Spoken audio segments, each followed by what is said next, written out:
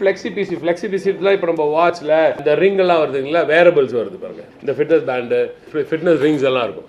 அதுலலாம் அந்த பெண்ட் பண்ணுவாங்க ஒரு பிசிபி தான், ரொம்ப ஹை எண்ட். இதெல்லாம் இன்னும் வந்து வரல. இன்னும் எனக்கு தெரிஞ்சு வந்து ஆப்பிள், சாம்சங் மாதிரி very big firms are only doing it. அதை கொண்டு வரதுக்கு நம்ம இப்போயே முயற்சிக்கிறோம். நான் தெளிவாக சொல்ற மாதிரி இது வந்து இன்னும் வந்து உலகத்தில் வந்து நிறைய இடத்துல இல்லை, இந்தியாவில் பெரிய அளவில் இல்லை. ஆனால் நிச்சயமா வாங்குவாங்கன்றது தெரியுது நம்மளுக்கு. ஸோ இனிமே இப்படி போகுது, இந்த டைரக்ஷன்ல வேர்ல்டு போகுது, இந்த டைரக்ஷன்ல எலக்ட்ரானிக் மேனுஃபேக்சரிங் போகுதுன்னு புரிஞ்சுக்கிட்டு செய்கிறது தான் மாண்புமிகு முதலமைச்சர் அவர்களின் ஸ்பெஷாலிட்டி.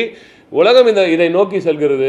இன்னும் வரல, வரும்போது பார்த்துக்கலான்னு உட்காரதில்ல. இன்னும் ஒரு வருஷம் 2 வருஷத்தில் வரப்போகுது நிச்சயமா. ஸோ இப்போ நீ இன்சென்டிவ் பண்ணனா, இப்போ அந்த முதலீடு வந்து 2 வருஷத்தில் அந்த ஃபேக்ட்ரி போட்டு அதுக்கப்புறமா அதுலேருந்து வாங்கிறதுக்கு துவங்குவாங்க. எனவே இதை நோக்கி செல்கிறார் மாண்புமிகு முதலமைச்சர் அவர்கள். இந்த ஒரு திட்டத்தின் மூலம் 30,000 கோடி ரூபாய்க்கான முதலீடுகள் தமிழ்நாட்டின் பக்கம் ஈர்க்கப்படும் என்று நம்புகிறோம். 60,000 பேருக்கு குறைந்தபட்சம் வேலை வாய்ப்பும் கிடைக்கும் என்று மாண்புமிகு முதலமைச்சர் அவர்கள் நம்புகிறார்.